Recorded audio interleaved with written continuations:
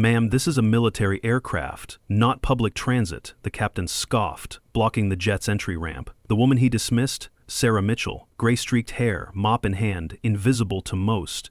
But when a grizzled colonel saw her, he froze. "Mitchell?" he whispered. Then, without a word, he saluted.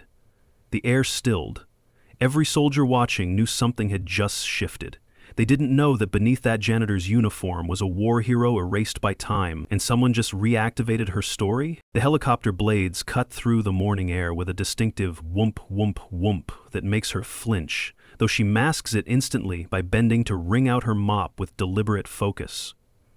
Her knowledge of the facility surpasses that of instructors who've been stationed here for a decade. Every shortcut and service corridor mapped in her mind with military precision. Yet she only uses the service entrances, arriving and departing like a ghost who cleans. In the 3 years since she started this job, her personnel file has remained remarkably thin, listing only S. Mitchell, custodial services, with no emergency contacts, no previous employment history that anyone bothers to verify.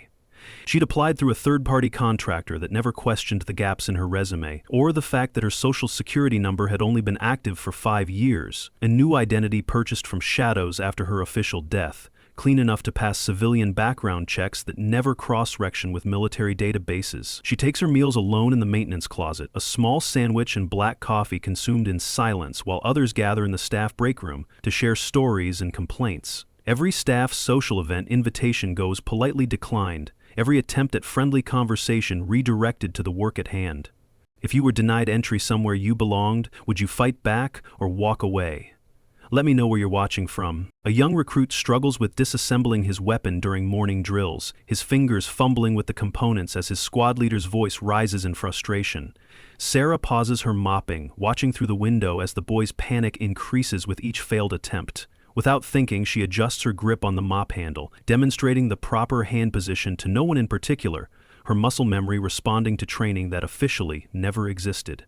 The recruit, glancing desperately around for help, catches her movement through the glass and mirrors her hand position, the weapon coming apart smoothly in his grip. His squad leader nods approval, never knowing a janitor just prevented another training failure. Captain Derek Morrison passes her in the hallway during his morning rounds, his expression carrying an unusual weight of disgust that goes beyond simple military hierarchy looking down on civilian staff. His left hand unconsciously moves to his ribs, where shrapnel scars hide beneath his uniform, the same fragments she'd shielded him from with her own body 20 years ago. Sarah yields the path to him immediately, pressing herself against the wall with something haunted flickering in her downcast eyes, a deference that seems to satisfy whatever drives the peculiar animosity in his gaze. The morning routine shatters at 0900 hours when sirens pierce the air, their urgent wail announcing a training accident that requires immediate medical evacuation. A young private has fallen from the rappelling tower, his body twisted at angles that make even seasoned instructors blanch. All available personnel receive orders to assist with loading the injured soldier onto the military transport jet, the kind of emergency that strips away protocol in favor of preserving life. Sarah's hands move without conscious thought, grabbing medical supplies from the nearest station, her body responding to an instinct buried beneath 3 years of deliberate suppression. She moves toward the aircraft with purpose, no longer the invisible janitor, but something else. Something that Captain Morrison recognizes with a mixture of fear and rage as he plants himself directly in her path. His hand trembles slightly as he raises it to block her, not from anger, but from something deeper. Something that makes his voice crack when he speaks with forced authority that barely masks an emotion he can't name. "This is military personnel only," Morrison declares, his words carrying the weight of more than simple protocol. Cleaning staff waits outside. Sarah's voice emerges quiet but urgent, her eyes fixed on the medical supplies rather than his face. The soldier needs. But Morrison cuts her off with a vehemence that draws stares from the gathering crowd. "Did I stutter? This aircraft is for warriors, not janitors." The word warriors catches in his throat, a peculiar emotion threading through the syllables as his free hand unconsciously grips something in his pocket, the outline of a worn photograph visible through the fabric. The gathered personnel shift uncomfortably at the public humiliation, some looking away while others watch with the morbid fascination of those witnessing a car crash in slow motion. Morrison's voice rises to ensure everyone hears his next words, though they seem aimed at himself as much as her. Some people think proximity to heroes makes them one. Some people need reminding of their place. His white knuckles betray the calm authority he tries to project, the photograph in his pocket crumpling under the pressure of his grip. General James Crawford arrives for his scheduled inspection at precisely the wrong moment, his weathered face taking in the scene at the aircraft with the practiced assessment of a career military officer. Morrison straightens to attention, eager to explain his enforcement of security protocol to the base commander, his forced bravado increasing in direct proportion to the general's proximity. But Crawford's attention fixes on the woman trying to quietly retreat from the confrontation, his eyes catching the way her oversized collar shifts to reveal a scar along her neck, a distinctive mark that drains the color from his face faster than blood loss. "Master Sergeant Reeves," the general breathes, the name falling from his lips like a prayer for the dead. That's impossible. She died in Fallujah." The medical supplies slip from Sarah's frozen hands, clattering against the tarmac as her fingers unconsciously move to pull her utility jacket tighter, a futile attempt to hide from recognition that has already occurred. General Crawford's voice cracks with the weight of memory, each word pulled from a place he's kept locked for 20 years.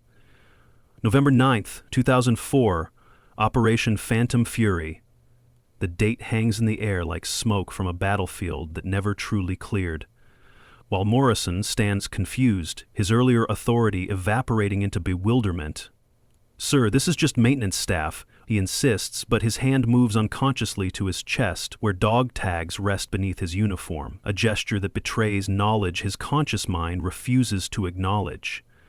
The general approaches Sarah slowly, as if moving too quickly might shatter the impossibility of her presence, his eyes never leaving the scar that tells a story written in blood and sacrifice. "You saved my unit, 13 men.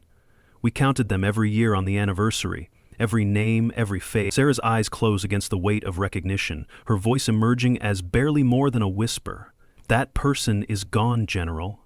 She died that day just like the records say." The past crashes into the present with the force of an IED explosion, memory and reality blurring as Sarah's mind unwillingly returns to that day in Fallujah. She sees Corporal Martinez again, 22 years old with a wallet full of baby photos, his blood mixing with sand as she holds his head in her lap. "Tell her Daddy tried to come home," he begs through lips already turning blue. And Sarah's younger self makes a promise she knows is a lie. "You'll tell her yourself, Martinez. You're going home." She drags him through fire that eats at her own flesh, her uniform smoking as she refuses to let go, refuses to leave him behind, even as his tears mix with blood and he whispers the truth they both know. "I can't feel my legs." Sarah's response comes automatic, practiced from too many similar moments. "You're fine, just shock.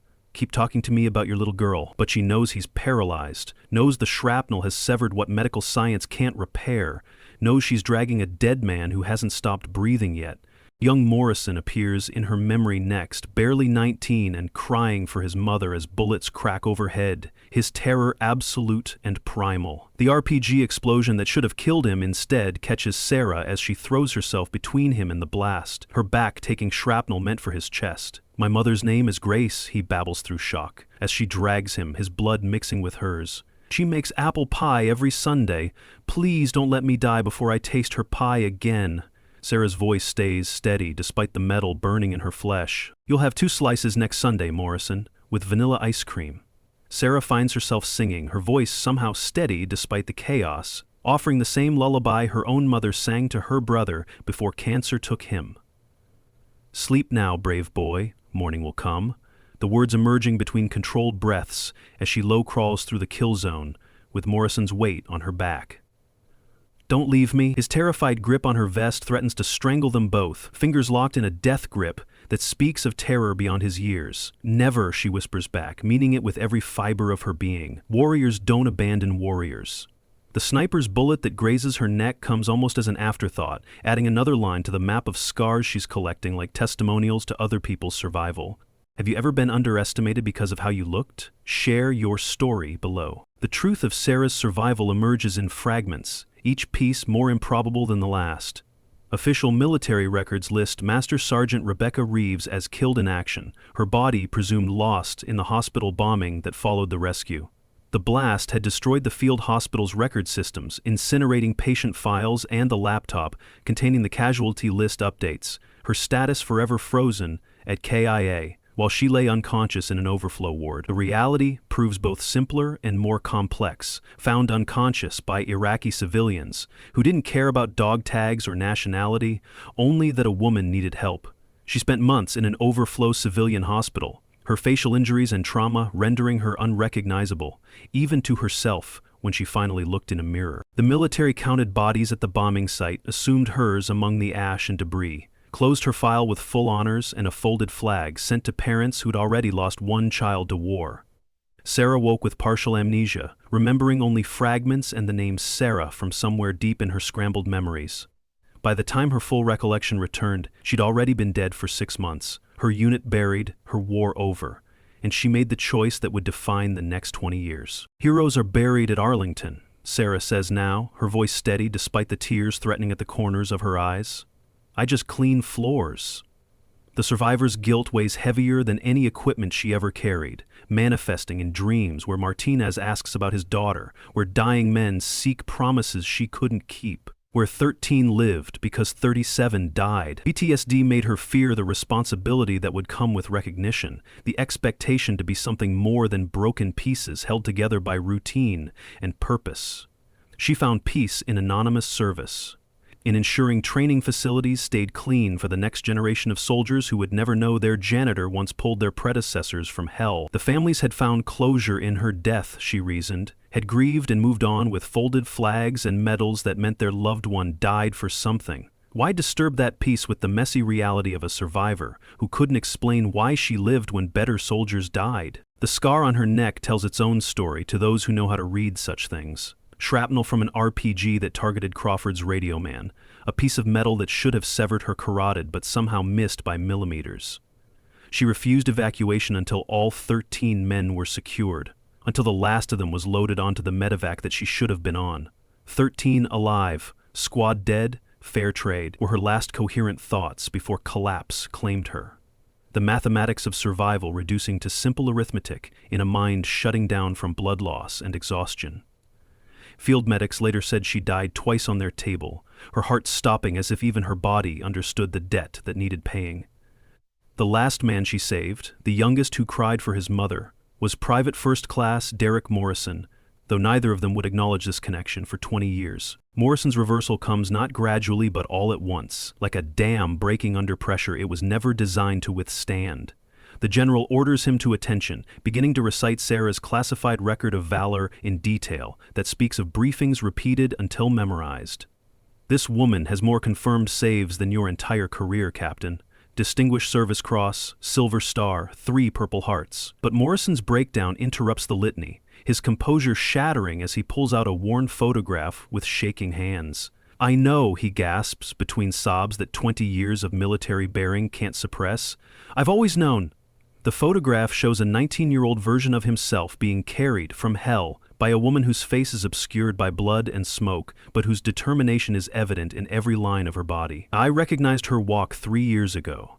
The way she favors her left side from the shrapnel still embedded there. The way she unconsciously hums that lullaby when she thinks no one's listening, the same tune that kept me conscious through 6 hours of hell. His confession pours out like blood from a wound finally allowed to bleed. 3 years of hatred, 3 years of spite. I told myself she was dead, that this was just someone who looked similar. I ran her prints through civilian databases, confirmed she was Sarah Mitchell, convinced myself I was paranoid. But I knew. God help me, I knew from the first day.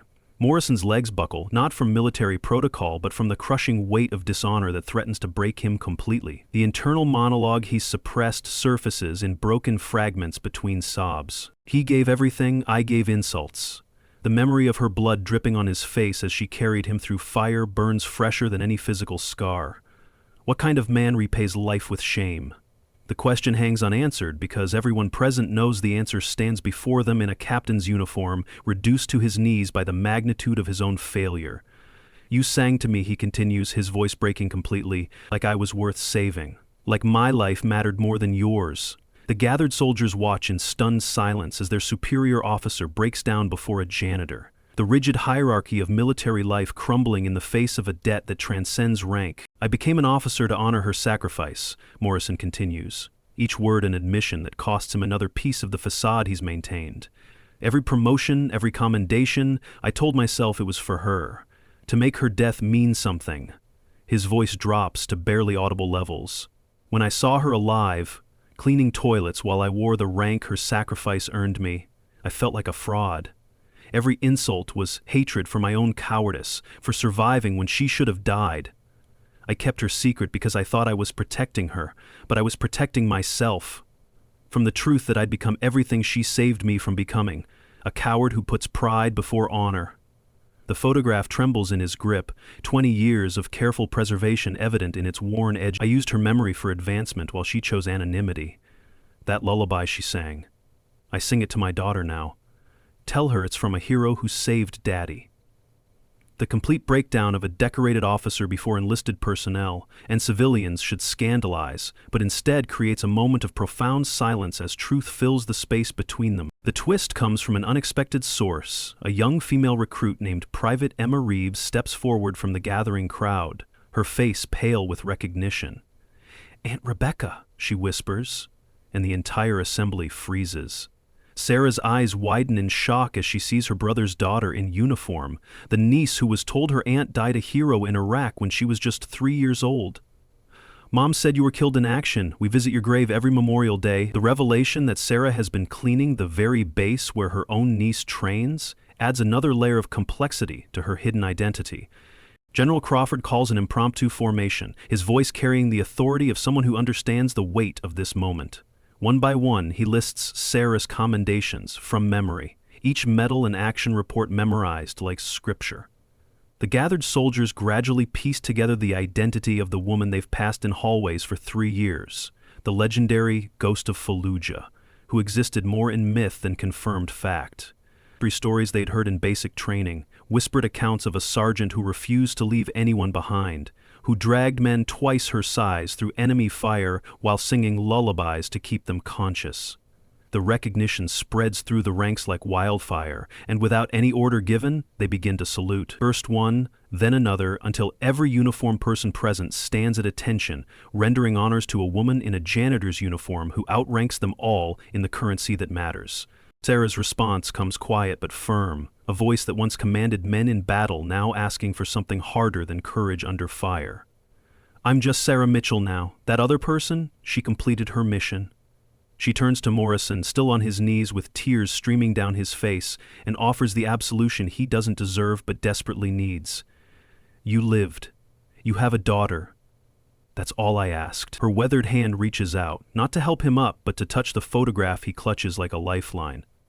"Sing her the song. Tell her it's from someone who knew her daddy was worth saving.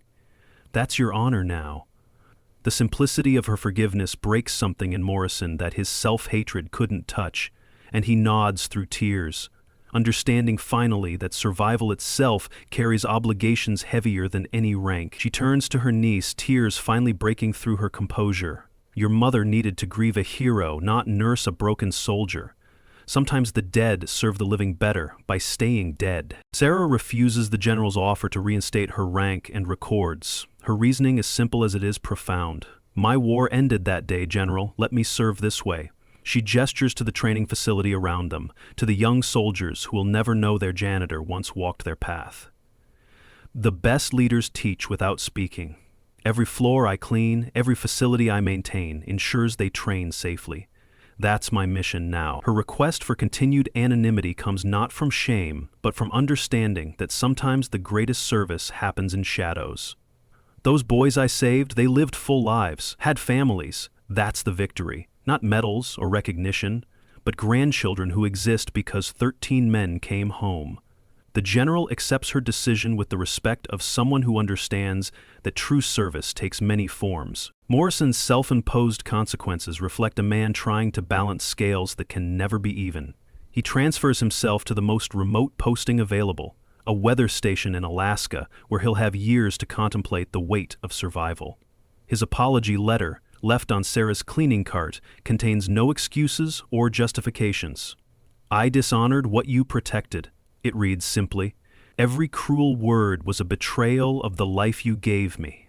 I kept your secret with silence when I should have kept it with respect.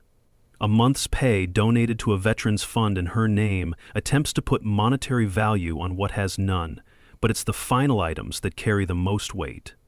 The photograph he's carried for 20 years finally returned to her in a recording of the lullaby she sang to him in Fallujah. So you remember the words, his note explains, though they both know she never forgot. 6 months later, the rhythm of Sarah's life appears unchanged on the surface. She still arrives at 0500 hours, still cleans with meticulous precision, still wears the same oversized utility jacket that hides her frame and her history. Private Emma Reeves has become her quiet shadow, arriving early to help with cleaning duties that aren't part of her official schedule, the two women working in companionable silence that speaks of blood, understanding blood. But something fundamental has shifted in the atmosphere around her.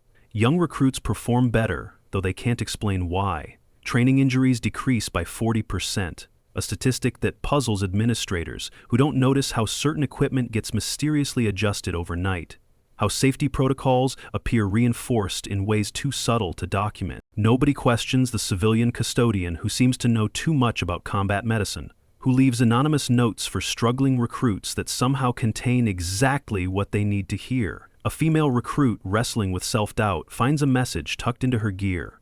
Courage isn't the absence of fear, it's continuing when fear tells you to stop. The next day, she breaks the base running record, never knowing her inspiration came from a janitor who once refused to stop when everything told her to. What sacrifices deserve recognition in your community? Honor them in the comments. General Crawford establishes a new routine, arriving monthly with 2 cups of coffee, sitting in companionable silence with Sarah as they watch the sun rise over the training grounds. They don't speak of Fallujah or the men who didn't come home, finding communication in shared understanding that transcends words. He leaves flowers at the memorial wall where her lost squad's names are etched in black granite. 37 lives traded for 13 in arithmetic that never balances back. Sarah adds a 13th flower for the woman she used to be, acknowledging that Master Sergeant Rebecca Reeves died that day, in truth, if not in fact. A 14th flower appears monthly without explanation until someone notices. It arrives via standing order from an Alaska weather station paid for by Captain Morrison, who understands that some debts require eternal payment. The new recruits cycle through with the regularity of seasons, each class bringing fresh faces who know nothing of the woman who ensures their training environment remains pristine.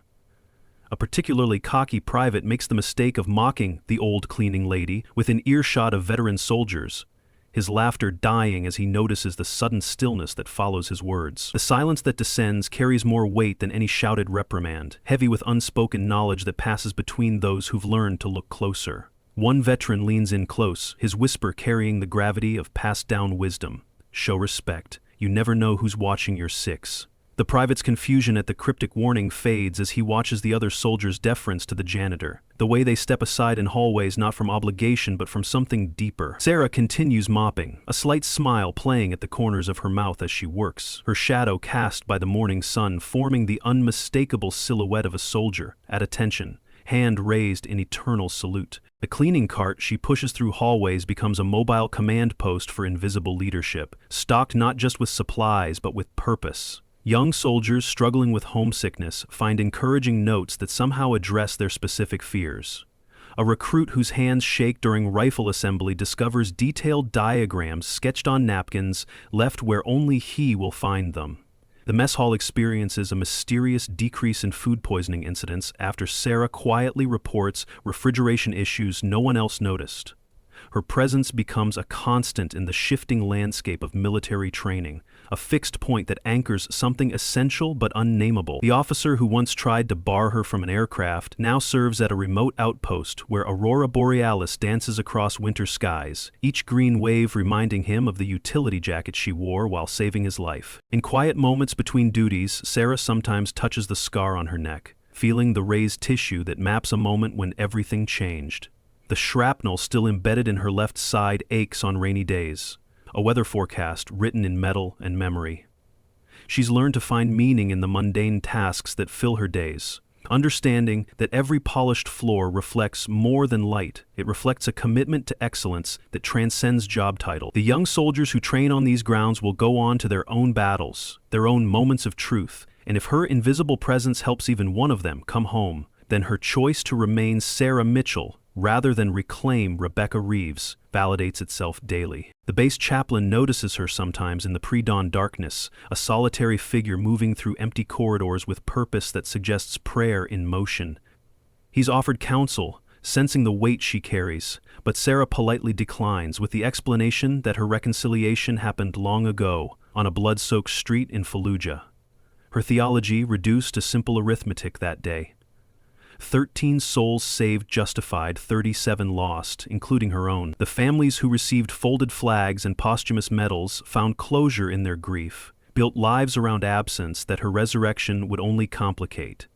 Better to remain dead in official records while living in service, a ghost who cleans rather than haunts. The impact of her presence spreads in ripples, too subtle for official documentation but profound in aggregate effect. Drill instructors noticed recruits displaying unusual awareness of safety protocols, implementing corrections before they're taught. The base hospital reports fewer training accidents requiring major intervention, though no policy changes explain the improvement. A culture of looking out for one another develops organically, soldiers checking equipment with extra care, offering help before it's asked for, creating networks of support that mirror the ethos of leaving no one behind. They can't trace this shift to its source, because its source moves through their world with mop and bucket, teaching through example rather than words. Sarah's small apartment off base reflects the same Spartan simplicity as her work life, furnished with only essentials and devoid of military memorabilia. The only decoration hangs in her bedroom, where no visitor ever goes. Morrison's returned photograph, now framed, showing a younger version of herself carrying the future from a war zone. Next to it, a new addition. A photo Emma secretly took of the two of them working side by side, aunt and niece united in service across generations of sacrifice. She studies it sometimes, in the gray hour before dawn, remembering the woman who refused to let go, who sang lullabies over gunfire, who calculated survival in numbers that never quite balanced. That woman officially died in Fallujah, but something essential survived, transformed from warrior to guardian, from leader of soldiers to keeper of spaces where new warriors train. The conversation between her and General Crawford during his monthly visits often consists more of silence than words, two veterans sharing understanding that transcends language. Sometimes he updates her on the men she saved. Martinez survived to see his daughter graduate college. The others built families and careers on the foundation of continued existence her sacrifice provided. She never asks about Morrison directly, but Crawford mentions the Alaska posting, the exemplary service record that comes from a man trying to earn what was freely given. The general brings news of a military that's changed since their war, evolved in ways both promising and troubling, seeking her insights while respecting her choice to remain officially invisible. On the 20th anniversary of Fallujah, a strange phenomenon occurs at Fort Bragg. Flowers appear at the memorial wall in unprecedented numbers, not just from Gold Star families but from men across the country who don't explain why they honor names on this particular date. 13 arrangements arrive with cards bearing only first names and the phrase, "still watching your sick." Sarah observes from a distance as families gather, some children now older than their parents were when they died, grandchildren who exist because someone refused to leave their grandfather behind. The arithmetic of war plays out in generations. 13 bloodlines continued at the cost of 37 ended, a calculation that defines victory in terms no metal can capture. The janitor's shadow lengthens as afternoon fades to evening at Fort Bragg, stretching across training grounds where tomorrow's soldiers prepare for wars not yet declared. Sarah Mitchell finishes her rounds with the same precision she brought to combat operations, every task completed to standard no one requires but herself. In the base commander's office, General Crawford drafts efficiency reports that will never mention the civilian custodian, whose presence correlates with improved training outcomes, reduced injuries, and indefinable boost in morale.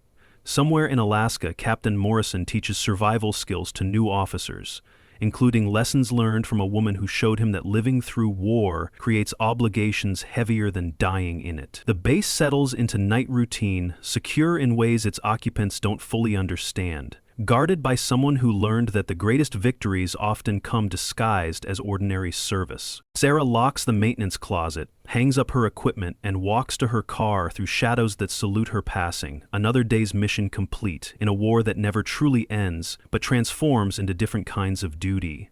The ghost of Fallujah has become the guardian of Fort Bragg, and 13 men across the country sleep peacefully, their dreams untroubled by the arithmetic of survival, their janitor calculated in blood and devotion 20 years ago.